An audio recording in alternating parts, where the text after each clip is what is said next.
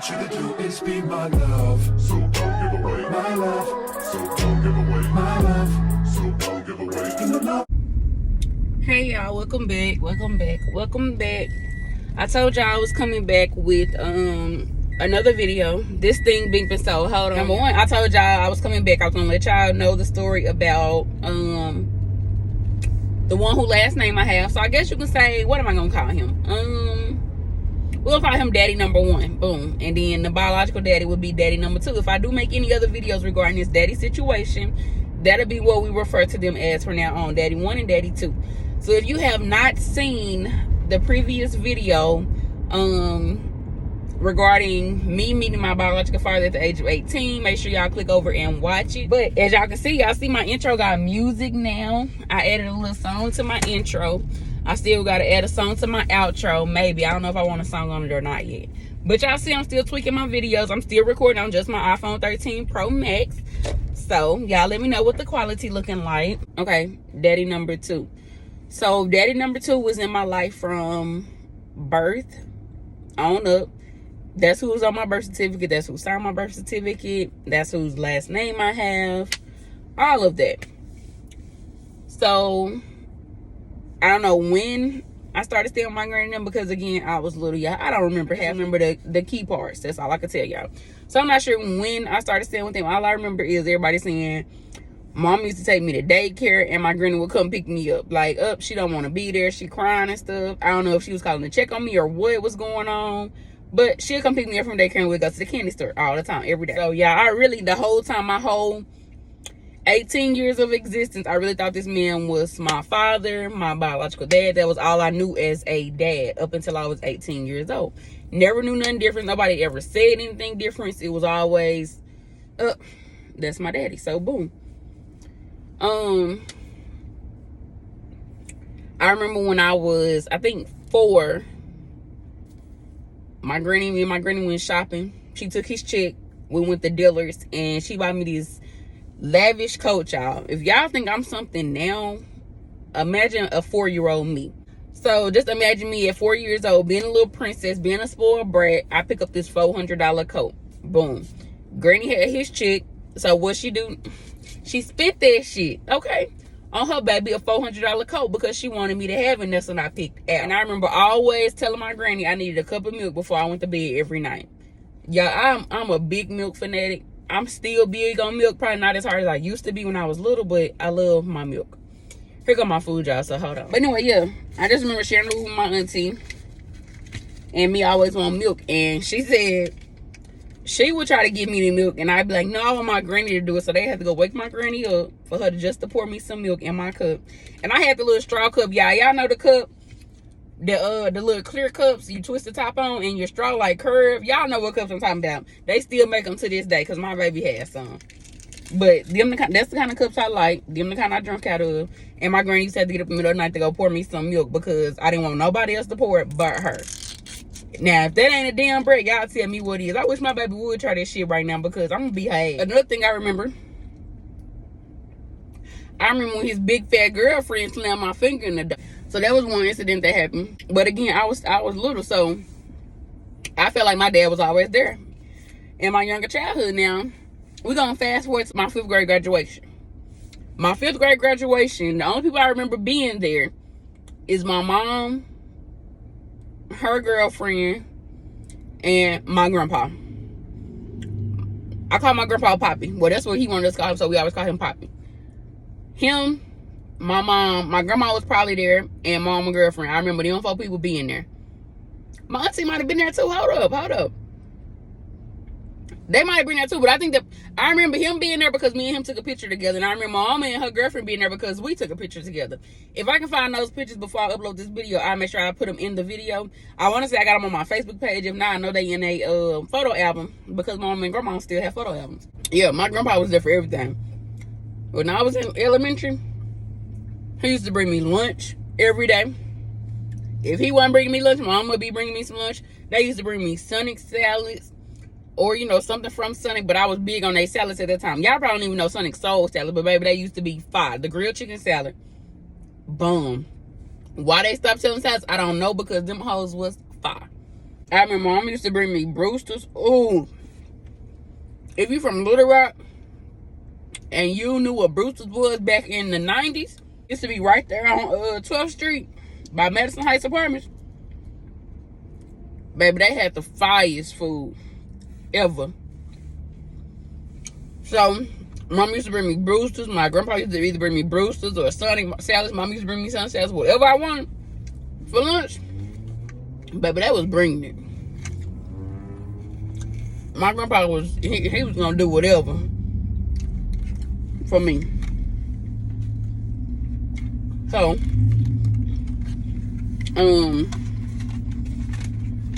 that was my dude. He's no longer with us. He passed away February 2011. I graduated May 2010. But that's another story. So y'all got a lot of story times. I'm sorry. So I only remember him being an active father when I was little. Middle school, high school, elementary, middle school, all I remember was my grandpa. Middle school, he wasn't really around like that. Like, as I stated in my daddy issue video, now my aunties, they was always there.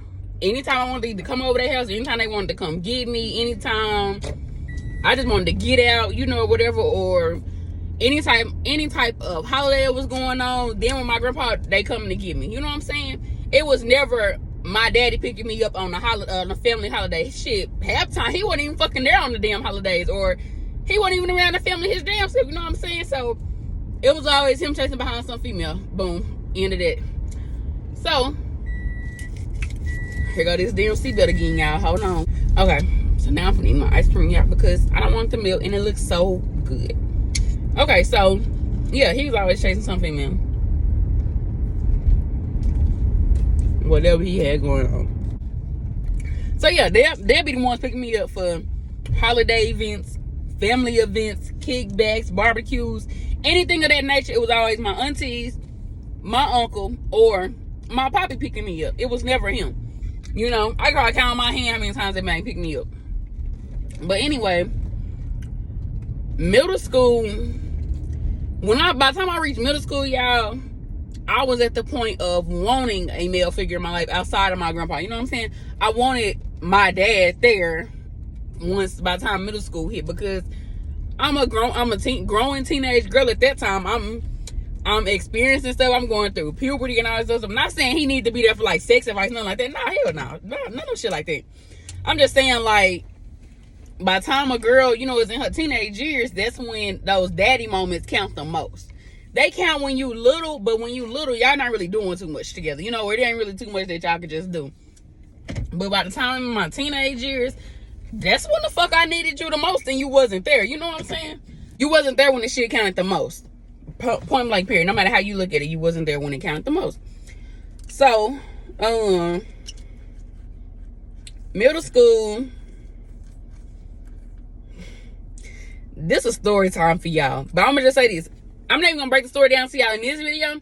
That's gonna be a whole nother story time. But middle school, I got into some trouble. I felt like I was acting out because I wanted my daddy. You know what I'm saying? I wanted that bond with him. I wanted that time with him. And so that's what I told everybody. That's why I was acting out, because I wanted to spend time with my daddy. So I don't know how the fuck they were supposed to help me spend time with him, but that's what I told my mama and them.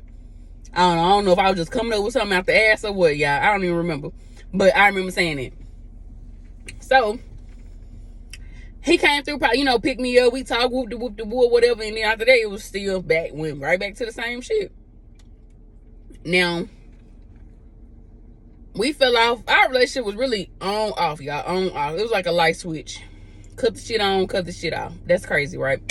But when I got older, after I had kids, I went and stayed with him. Nope, before I had kids. It was before I had kids. I went and stayed with him and his wife. Now, his wife,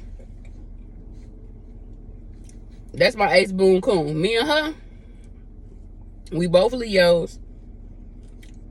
But y'all, when I was, I been having to get my emotions in check, y'all. It's not a lot of stuff. It ain't really too much that's gonna make me get emotional.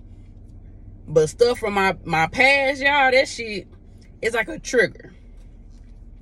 And it's like, I'm the type of person, I bury a lot of stuff to the back of my head. Once it's to the back of my head, I don't relive that shit. I don't bring that shit back up no more.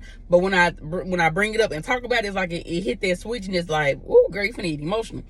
So, give me a minute, child. Like, anytime I was going through something, anything I needed advice on, I could talk to her about it. This was me and mom, and then we weren't really seeing eye to eye because I was grown and I was making my own decision that they didn't agree with. So we didn't see eye to eye.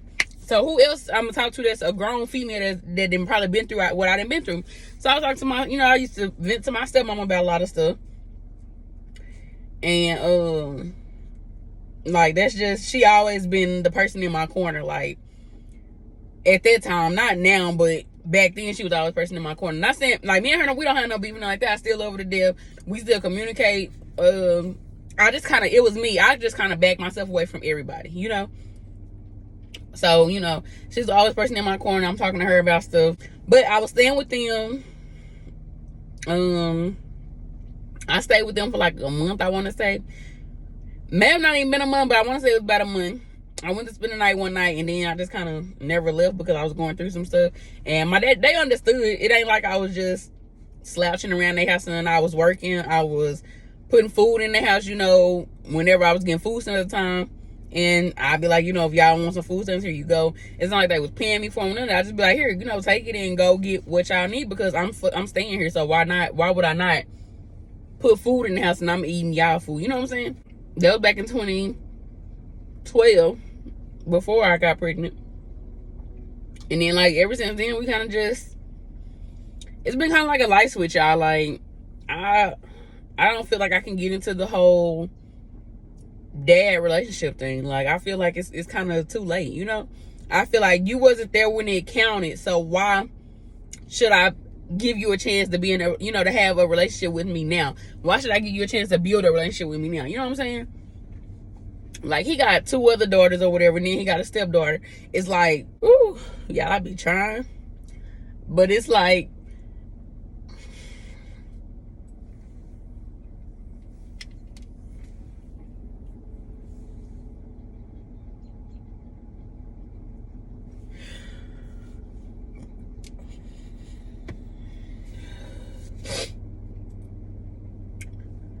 anyway, yeah, okay, so it's like, you there for all of their moments, but when it came to me, it's like you wasn't there for my moments,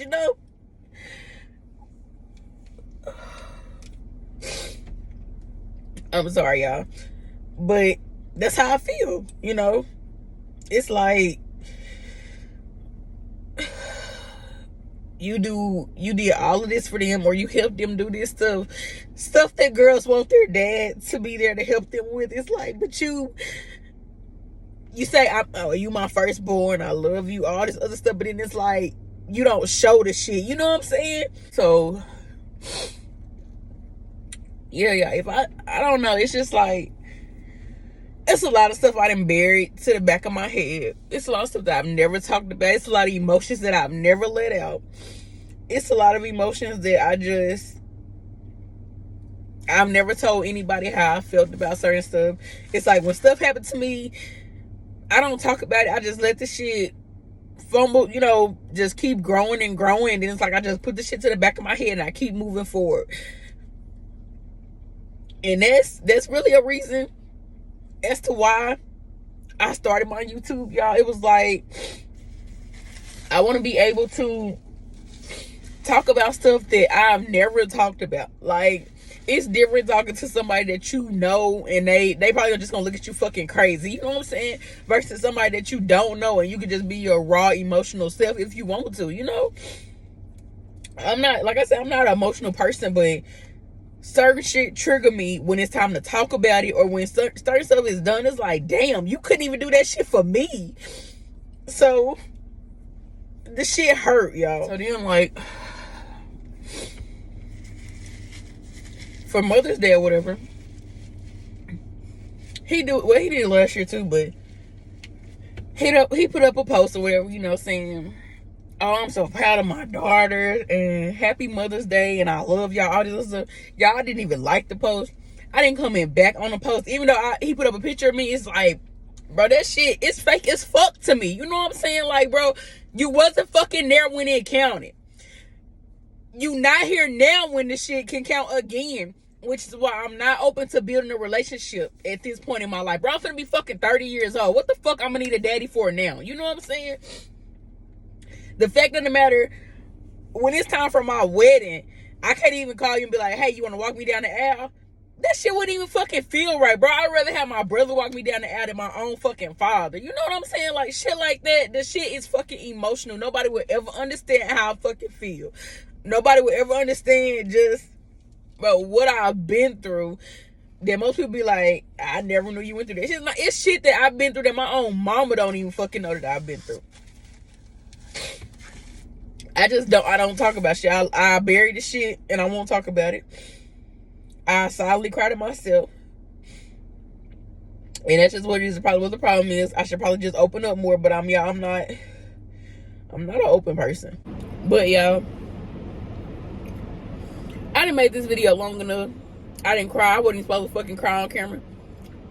I didn't show y'all my raw emotional side of me. And at this point, I gotta go. So I'm gonna sit here and eat my ice cream, and I'm gonna go in the house and probably write in my journal, because apparently it's a lot of stuff that I've built up in the past that I need to let out. So I'm gonna go write in my journal, and I'll be back with y'all for part 3 of this video. Peace out, y'all. I'll see y'all later.